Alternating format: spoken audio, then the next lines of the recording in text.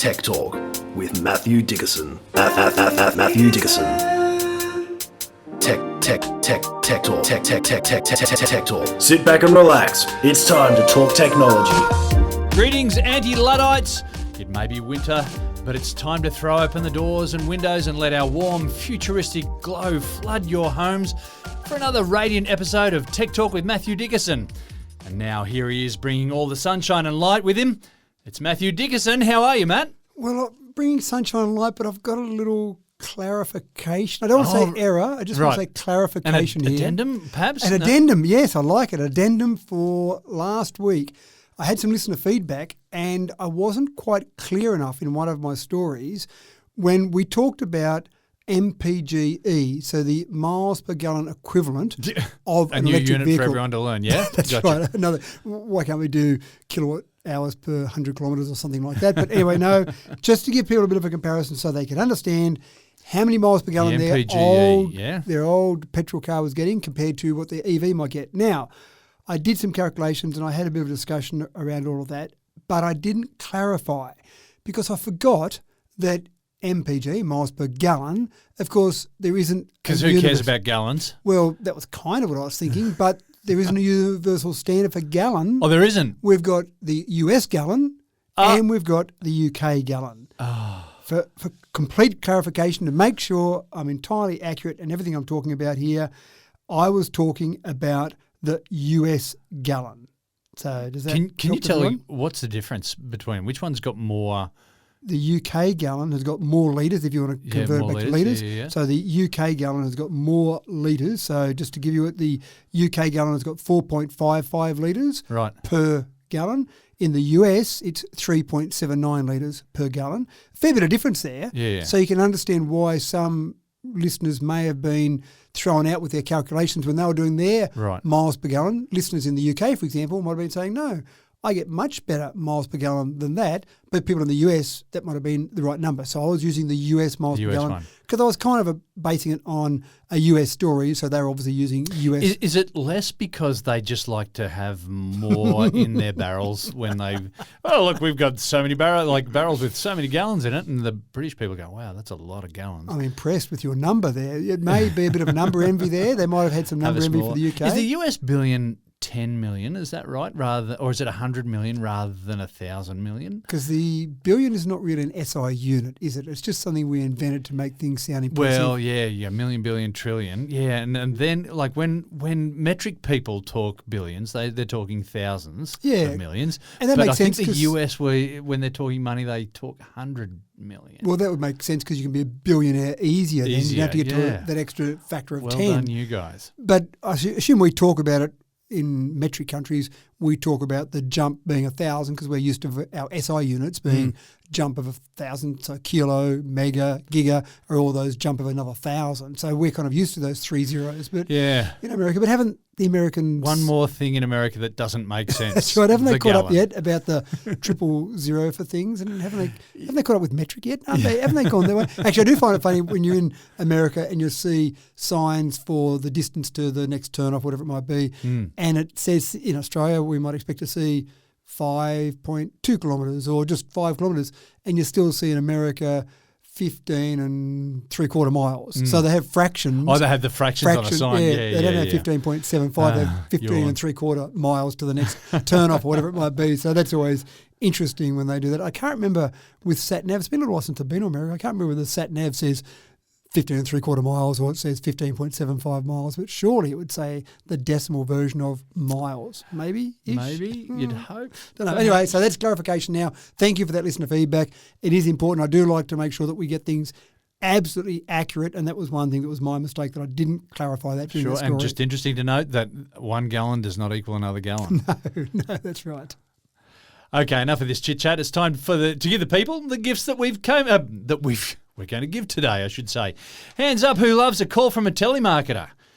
Maybe not. Serial time wasters, the lot of them. Well, who loves a good story about giving it back to telemarketers? Almost everyone has one or two clever ideas for how to get one back on a telemarketer. But does your clever little strategy involve a chatbot ally? Matt, how can I enlist a bit of AI to help me out next time I get an annoying phone call. Well, this story reminds me, the first part reminds me of a trick we used to do with my kids. I remember we used to try and set up our voicemail on our mobile phones to trick people into thinking that you'd answer the phone. So you'd say hello, and you'd pause, can't quite hear you. And it was hilarious when you'd do it to try and trick, and we'd do it with the kids, and we'd always try and get a message that would trick someone else. And that's almost what this guy did for some of the calls that were coming in. He would use an answering machine, and this is many years ago. He started off using an answering machine, answer the call, have a bit of a pause, say a few random things that were designed to basically trick the automatic dialer to switch over to a human. Now, that's the first thing that you've got to remember about some of these scam calls. They're not a human sitting there making all these calls, wearing out their index finger, punching buttons on a phone. It's an automated dialing process. Some of these dialers can dial 100 calls a second. So they're just going out there, a numbers game. And then finally, when they get someone they think is real, i.e. an answering machine that says hello, a bit of a pause, sorry, I can't quite hear you, whatever it might say, they switch it through to a real live person. Hey, we've got a live one here. And then that person goes, oh, damn. And they wasted 30 seconds of their time. So that's a small victory.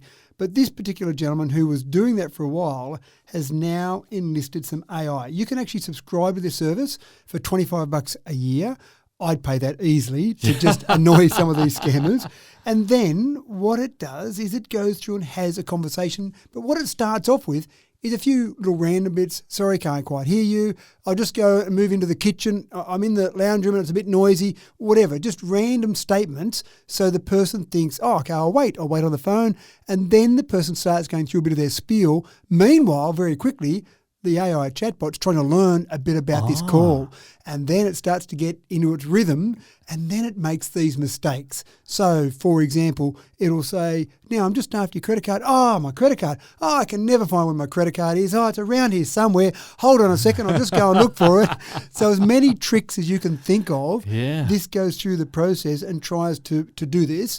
And then, obviously, the idea is just to waste some time. Now, where he's gotten up to so far, his record is 6 minutes and 27 seconds before finally the scammer said, this isn't real. I'm just being taken for a ride here. Damn it, you. Most of the time they're getting around 3 to 4 minutes. Now, it doesn't sound like a huge victory, but that's 3 or 4 minutes. That particular scammer isn't talking to someone else, someone that might be vulnerable, someone that might be able to be tricked into giving over their credit card details or driver's license or whatever. So I chalk it up as one small little victory for the anti-scammers. And unfortunately, scammers are making money. We know that that's the case. We talk about it regularly, that they're obviously making money. Otherwise, they wouldn't keep doing it.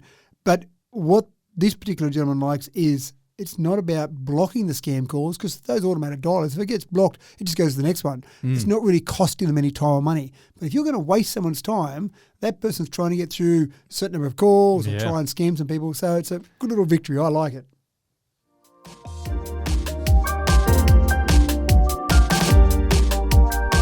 In the fight against cancer, early detection is the most powerful strategy, increasing the success of treatment significantly. Until recently, detection required in most cases exploration only once symptoms had already set in, or in specific scanning like mammograms, pap smears and colonoscopies, for example. But what if you could just get a periodic AI once-over to pick up diseases like cancer before you were even aware of any symptoms at all? Well, that would be a revolution, wouldn't it? Matt, this may be closer than we'd think. Actually, on the pap smear, I only learnt the other day where pap came from. I assumed it was an acronym that stood for something complicated and really deep and meaningful, but it's just a shortening of the surname of the husband and wife team. Oh, really? Came up with the pap smear. In fact, the wife was the guinea pig, having tests done every day for 20 years to see the changes that occurred. Her husband, the medico, was going through and doing this experimentation. So it comes from their surname, which is a long, complicated name, but it's been shortened to pap smear. There you go. Totally off the topic, but I found that fascinating. There you go, folks. Yeah. Who says we don't give these gifts for free? That's right, exactly right. We'll add that as an extra one there.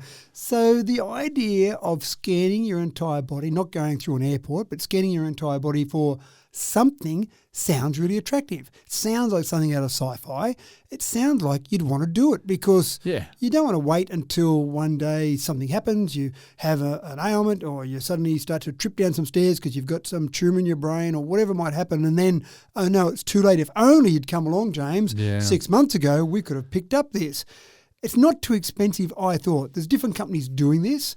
$1,300 to $2,500. Now, that does sound expensive, but if that picked up something early, if you did this every couple of years and it picked up something early and it gave you an extra 20 years in your life, well, I think that'd be a pretty good outcome. Now, there are some doctors that aren't overly impressed.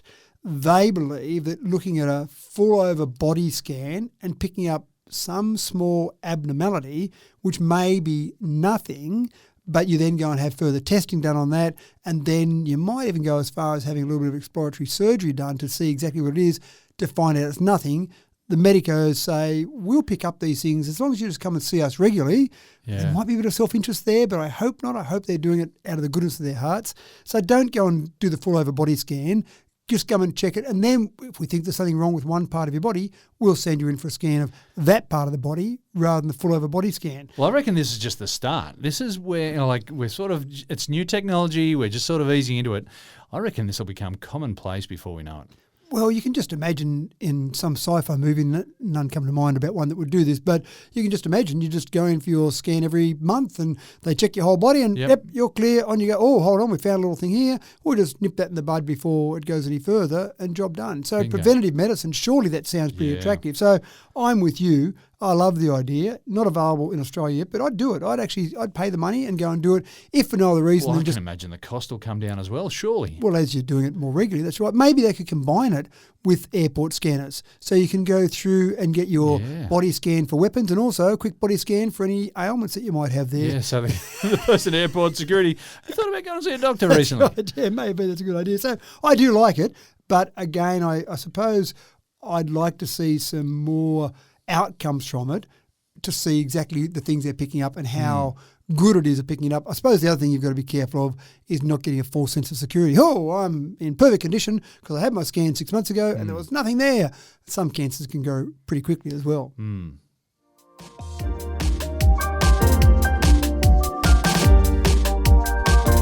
of the problems with the fancy cars that we drive today is that they are a bit too fancy. And where repairs are needed, they are usually some very fancy parts required that are involved that come at quite a cost. A 1973 VW Beetle may make a fair bit of noise and have a top speed closer to a Massey Ferguson tractor than a Ford Mustang, but the old VW engine was a Meccano set and could have been repaired by a switched-on 14-year-old at a pinch for the price of a new football. Matt, the days of tyre wire and duct tape fix-ups, they're a long-distance memory. I got caught out with a windscreen not that long ago. There used to be the concept, and I think it's still there now, where many insurance companies say, would you like an excess-free windscreen cover added to your car insurance? And it's a minimal amount extra. And I used to always say, no, I used to have a mate. He worked for a windscreen repair place. I just take it to him and he can just drop a new windscreen in, a couple $100, that's all okay.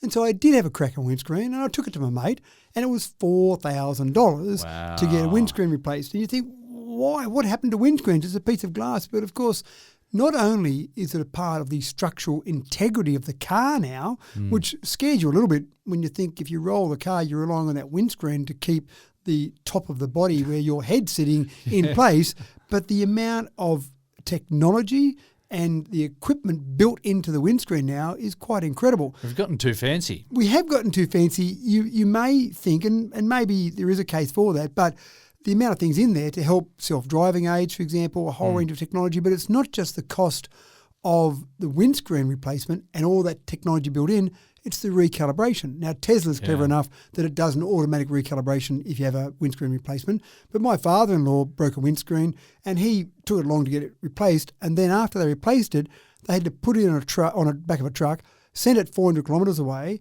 because the closest place it could do the recalibration in that particular vehicle was 400 kilometres away. Oh, so really? It went off on the back of a truck, got recalibrated. The recalibration probably took 2 minutes, then put it on the back of a truck, brought it back. There you go, sir. There's your windscreen replacement. I'm sure that one cost thousands of dollars as well. So we do seem to get very expensive vehicle repairs now. And you might think, well, that's terrible. It's making everything dearer, insurance dearer, making our repairs dearer. But then you start to look at the advantages of that. And just to give you an idea, the average cost of repairing a damaged vehicle has gone up by 36% since 2018. So it's 5 years, so it's not ridiculous, but it's still a fair bit. I've got a situation that happened over Christmas where we busted just the front bit of plastic off our headlight. Right. Kangaroo decided to hit us. We didn't actually hit the kangaroo, but it just cracked the plastic on the front of the headlight. And rather than just replacing that bit of headlight, that little bit of plastic, we had to replace the whole light. Yeah. And that came with all the other bits and bobs that are required. And that's the thing, isn't it? They seem to now have to replace a whole bunch of stuff rather than just that one little bit. Yeah, that's right. Yeah, anyway, so 36% is the average. Yep. And then car insurance premiums have gone up by 17% over the last year. So that's quite dramatic when you consider some of those prices. And there's probably a bit of a lag, the repair costs going up and then the actual cost of the insurance premium going up.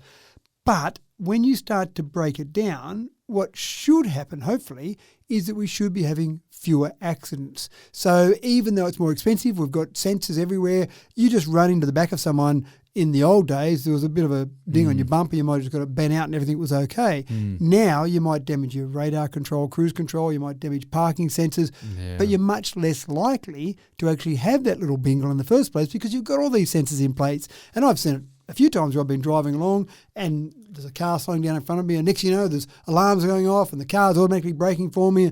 It's all very early in that warning system. So if I was distracted at that time, looking away, checking my mobile phone, whatever, then it would be telling me that there's something coming up I need to be braking for. So those sort of things should avoid that just rear end, and that's a fairly common accident in a city where you've got lots of traffic, stop, go, and running into each other. So that's certainly something that's interesting.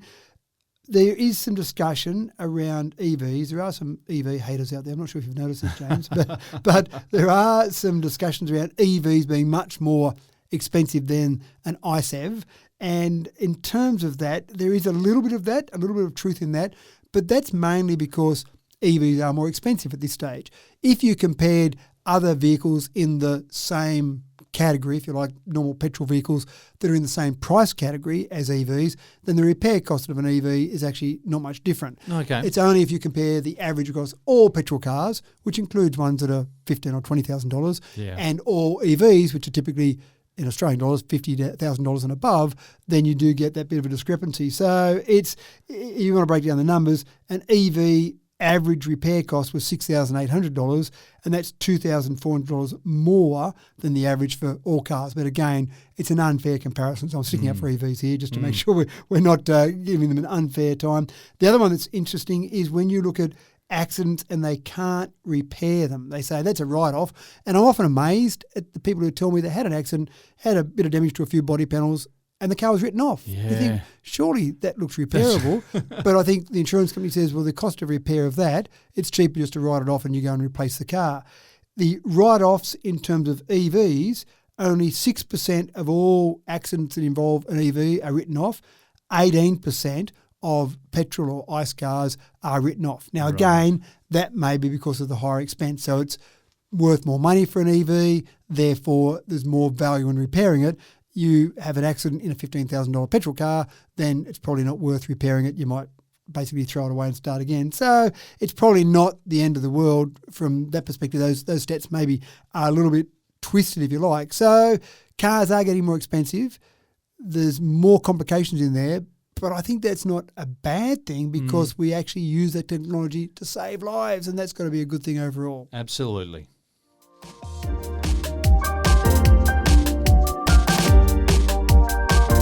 Pushback against OpenAI and its prize pony ChatGPT is gathering steam. The software company is facing legal action now from two authors who claim that AI software was trained using their work without their consent. Matt, I presume that these two authors are probably not the only ones. Do you reckon they have a case? I reckon they've got a case, definitely, because where does ChatGPT learn its trade? That's right. It's got to learn its trade from other stuff that's out there. So it scours the internet, it looks at all this language and learns all these natural language items and says, I know how to write a Mills and Boon novel because I've read 1,000 of them, or how many Mills and Boon novels there are out there, which I imagine is a lot. So obviously it's got to learn its work from somewhere. Can they identify their work in something that ChatGPT produces, gee, I reckon some authors could probably see some language that looks like theirs, but at the same time, there's probably other books they could see that's got language, because there's only so many ways you can arrange words and phrases and certain things there. But this will be a really interesting legal challenge. So it's not just, hey, I think it's happening, and we go, yeah, it probably is. But they're saying, if you want to use our IP, if you want to use works that we've done, then sure, do it, but pay me some compensation. The same as if you've written a bit of music and I want to use that in a song that I'm writing, I'll pay you some royalties, I'll pay you some compensation, and everyone goes away happy. At the moment, the authors aren't going away happy. So they're waiting for someone to say... Yeah, this is Pandora's box, isn't it? And I reckon that if they win, just the number of cases where people will say, well, I reckon you've borrowed my stuff too. Well, Getty Images, interesting enough from an image perspective, they sued Stable Diffusion, which is an art generator, because they said, you used our 12 million images, Getty Images, 12 million images there, to learn how to create artworks. And then when someone creates an artwork with Stable Diffusion, you had to have gotten that information from somewhere, and we reckon you got it from us. So there's a process going on as well there. So I think there'll be a few legal challenges. OpenAI, do they really want to have a successful legal case against them? Probably not. Same with any of these, whether it be generating art or generating text. No one wants to have someone win the first case because, as you say, that is Pandora's box then. It will go crazy after that. So there's going to be a few solicitors rubbing their hands together out there waiting for these representations for these legal cases. And we've talked before about AI being used in legal cases. They probably won't be using AI in these legal cases. I think they'll probably be using their own work for that.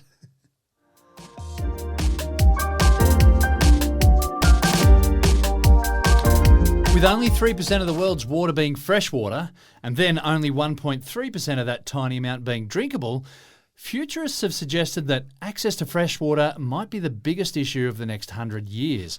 If history teaches us anything, though, one thing humans do quite well is finding creative solutions to difficult problems.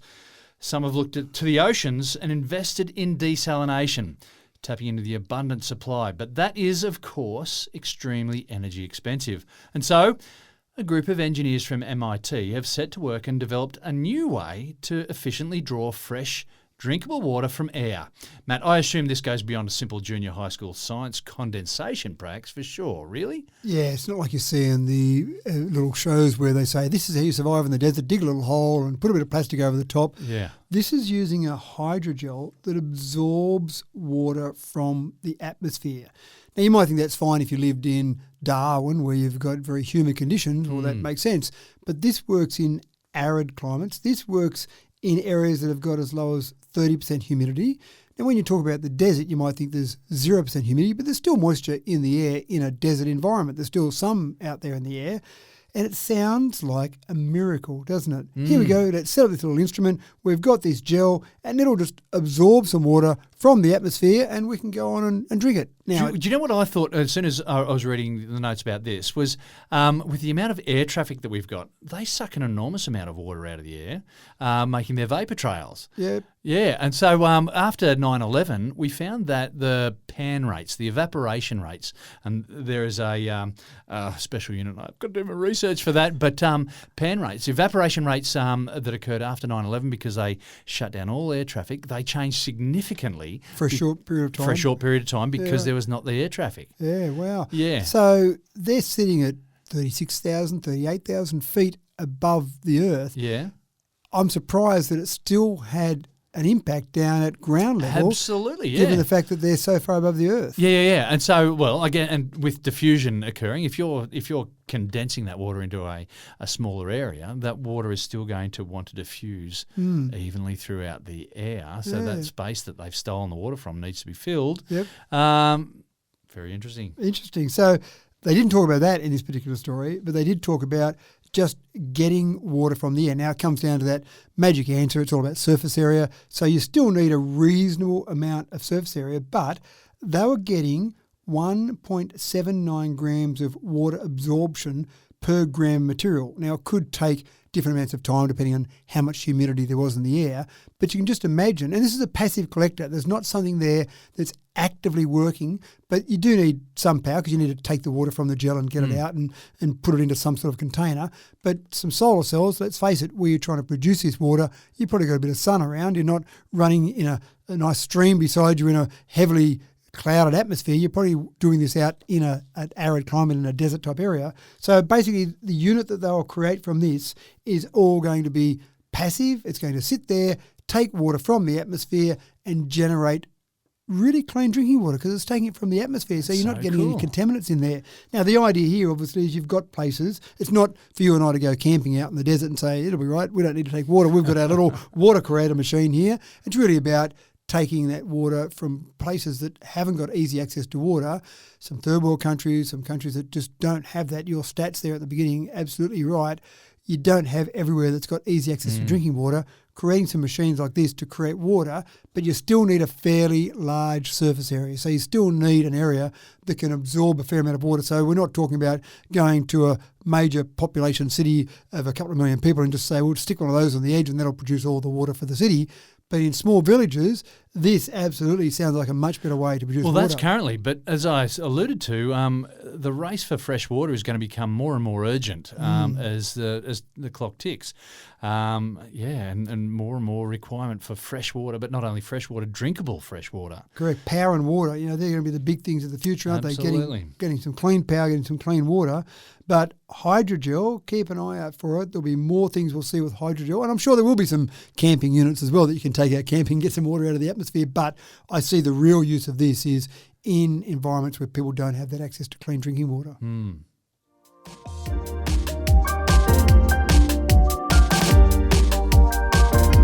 This next story is going to sound like it belongs on a late-night TV infomercial, but here goes anyway. This new piece of tech that my friend Matt is going to tell you about is going to make all your mops and brooms redundant. Get this, folks, it vacuums and mops all in one single pass. Matt, is this where I throw last night's leftovers on the floor and you do a quick demo?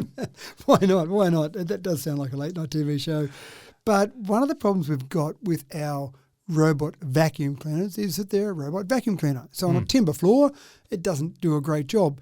We've also got robotic mops, and if you put them onto a hard surface floor, tile or timber, then it does its job mopping, but there's all the dust and things that it picks up, so that water gets dirty pretty quickly. We need something that can actually just get rid of the dust and that light dirt first and then do its job with mopping. And that's exactly what we've got there. This is the Floor One S7 Pro. You know it's good because it's got the word Pro in it. It's almost like putting I or Bluetooth or any of the other things there that seem to catch people's attention. But the smart vacuum does exactly that. It vacuums. It's got a vacuum head at the front.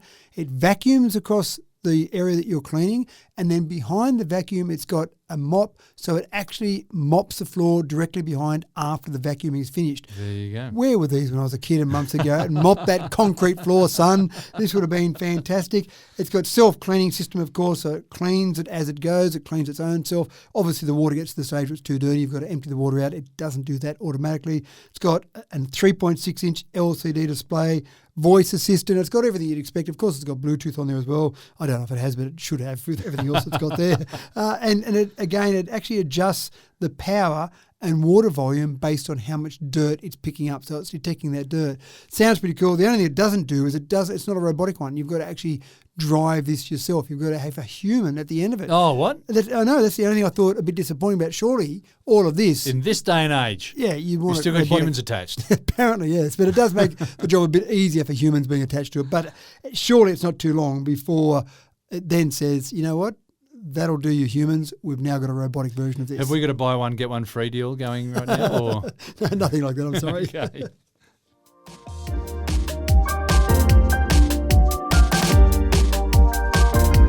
Starlink has become a bit of a feature out here, out west of the mountains, bring people in remote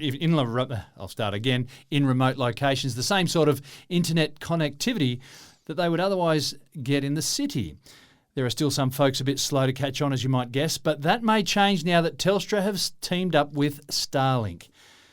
Matt, things are levelling out between the haves and have-nots out west now. It's actually really interesting. And let me go back a little bit. When Stephen Conroy was the Minister for Communications, made the announcement about the NBN, and all very exciting, talked about fibre. They weren't talking about fibre to the node. At that stage, it was all fibre to the premises. Every place was going to get fibre connected, except remote areas, because it was a bit hard to get fibre to every home.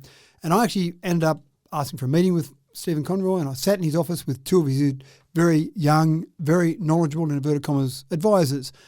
And I said, this is wonderful, Stephen, fantastic, well done, but you've still got geostationary satellites for people in remote areas, 36,000 kilometres above the Earth.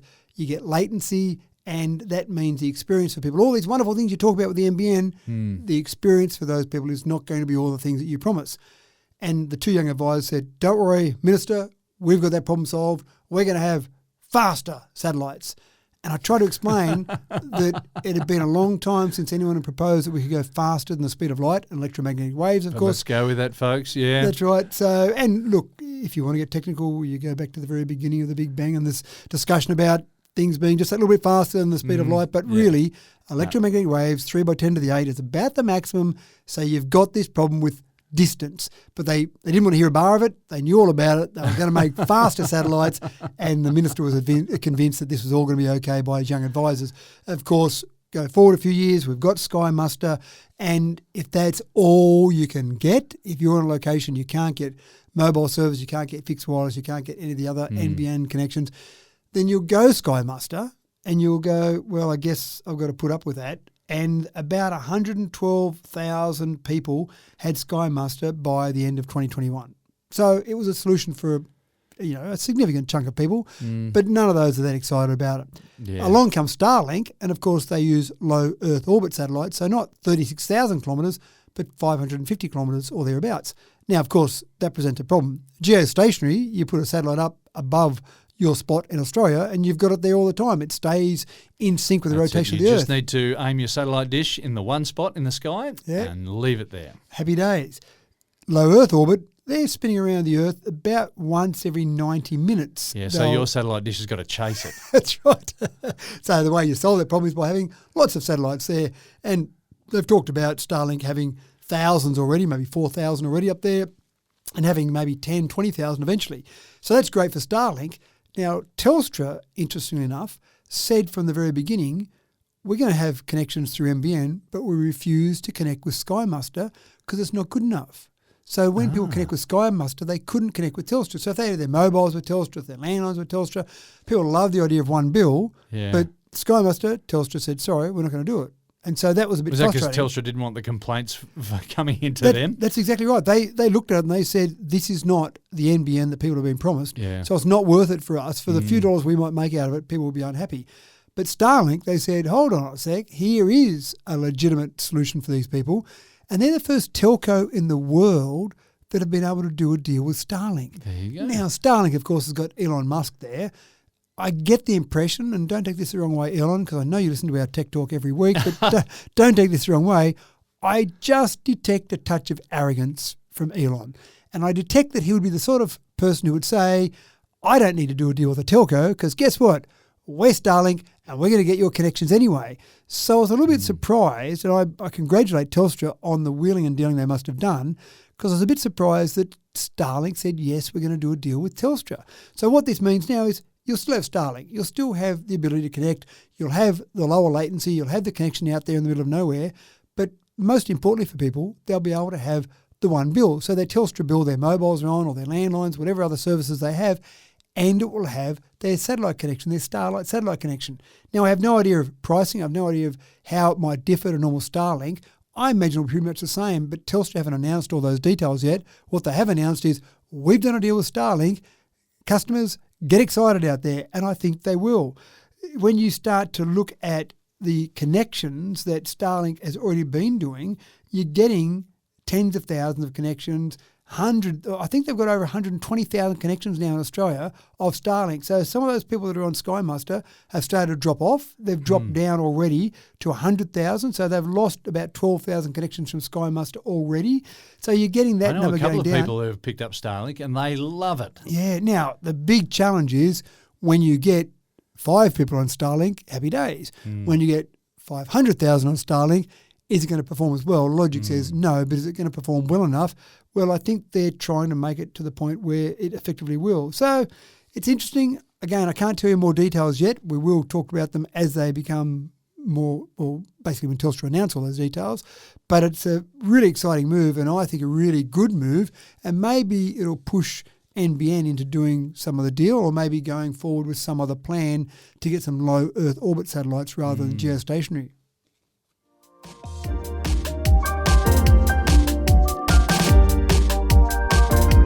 As AI tools are being implemented in more and more industries around the world, there's a growing level of trust in the job it does. However, a new local law in New York will seek to audit employers who use AI in shortlisting and hiring applicants to ensure that AI itself has no discernible bias. But I assume that there's been some suspicion already, otherwise they wouldn't have created a law like this. There has been some discussion already that people using AI just to read CVs, there's certain types of people that they come through and get some sort of preferential treatment. Now, you can imagine if you set up a test and you went into humans, looking at CVs, interviewing for a job, and those humans said, sorry, we don't like the colour of your skin, we don't like the age of you, we don't like your ethnicity, any of those things. If they came out and said that, bit of a riot. That's exactly right. And you can be fined for discrimination in those processes. Now, if it's all happening behind the scenes with magic AI and then it picks candidates and those same employers said, we're going to pick this person, it just happens to be the ethnicity, age and gender of the person that we would have picked ourselves, but we didn't pick them. Well, at this stage, they're kind of protected because they didn't pick them. Yeah, they're AI shifting picked the them. blame, and it's not our fault. Yeah, that's right. What are we to do? AI picked that person for us. So now there's a New York local law that's basically taken effect already and they're going to do some random checks. They're going to submit a bunch of CVs to an employer who's using AI. And let's see which of these people you choose. Now, they'll obviously, I imagine, I haven't seen the details of these CVs, but I imagine they'll put details in these CVs that are very specific about someone being good for that job whilst having the wrong ethnicity or age or gender. Something about their background. Yep, that's right. And so then they'll see if they've picked the people that are the best qualified for the job, because that's what you'd hope that AI would do. But AI, up to this point in time, has shown biases that pretty much match human biases. Really? Yeah, and guess what? That's because it's learning its stuff from humans. So it kind of makes sense. But this is really interesting. Now, that means, all of this means that people who are programming, who are telling AI what to do, have got to be very specific about telling it to do things in a very neutral, unbiased way. And you'd think that'd be a good thing. You would hate to think that someone missed a job that would be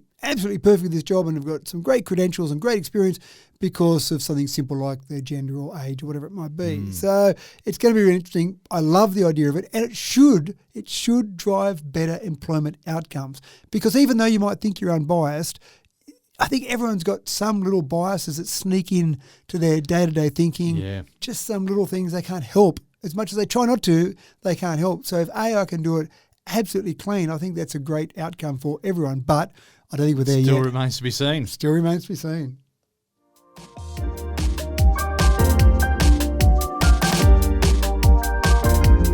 Electric air taxis are a step closer to becoming a commonality. In the US, Joby Aviation have unveiled their first prototype air taxi with 6 propellers, and the military are very interested. That's the US military.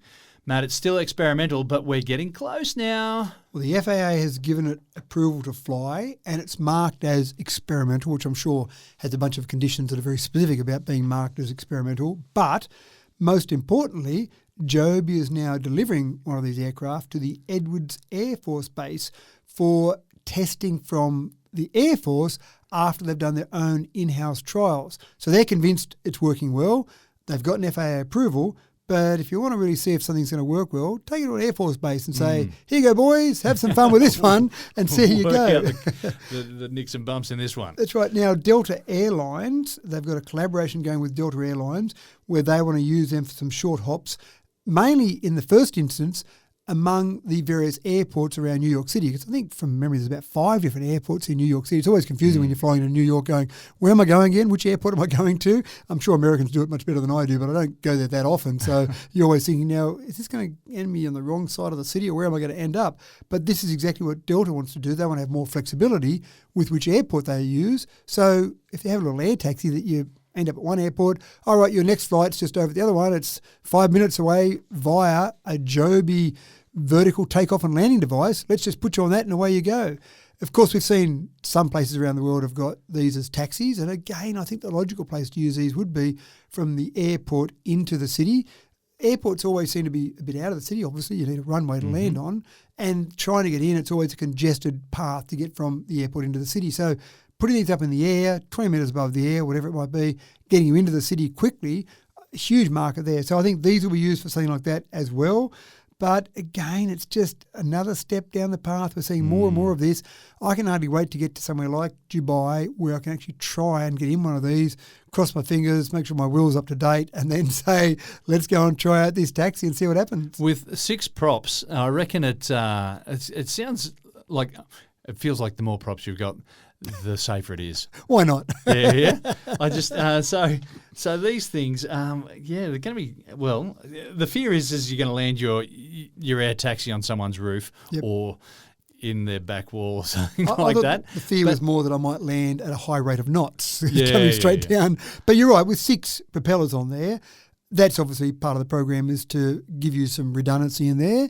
And look, with jet planes, I remember when Boeing had 4 jet engines, everyone, we need 4 because you've got more redundancy built in. But a lot of the aircraft now, 737s, A320s, 2 engines seem to be the go, but we just don't see that many failures. And I think that's the same with a propeller, an electric propeller, very few moving parts, very few places for it to fail. So you hope it's pretty safe. So you have 6 in there. Well, I mean, even think just about stability. Like, having these propellers that are pointing in different directions just to make it more stable and therefore easier to fly. Well, a lot of them now are getting to the point, and I don't know if this one is, but a lot of them now actually twist the propeller or twist the actual wing so that when they're flying horizontally, it's using that wing to hold up the plane. So you're using aerodynamics to hold up the plane or the vertical takeoff and landing device.